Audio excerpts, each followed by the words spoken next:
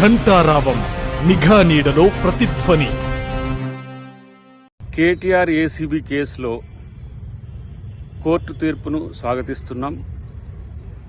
అవినీతి జరిగిన దగ్గర అసలు విచారణే వద్దని చెప్పి కేటీఆర్ కోర్టుకు పోవడం అనేది అప్రజాస్వామికమని కోర్టు చెప్పడం దీనికి ఒక ఉదాహరణ. అన్నిటికంటే ముఖ్యంగా ఏంటంటే, దొంగతనం చేసిన తర్వాత ఆ దొంగతనాన్ని దొంగతనం కాదు అని నిరూపించడానికి శతవిధాల ప్రయత్నం చేస్తున్న పరిస్థితి మనం గమనిస్తున్నాం.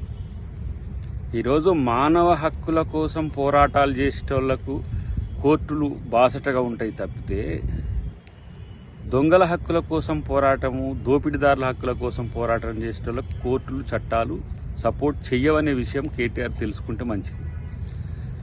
ఇదేదో ఆ అవినీతి చేయకంటే ముందు, ఆ అక్రమం చేయకంటే ముందు ఉండాల్సిందనేది నా వ్యక్తిగత అభిప్రాయం, పార్టీ అభిప్రాయం కూడా. ఇలా ప్రభుత్వం ప్రజల ఆస్తులకు రక్షణగా ఉండాల్సింది పోయి, మీకు ఇచ్చిన అధికారాన్ని దుర్వినియోగం చేయడమే కాకుండా ఇష్టానుసారంగా నిధులను ఇతరులకు, ప్రైవేటు వ్యక్తులకు తరలించడం అనేది ఆర్థిక నేరం.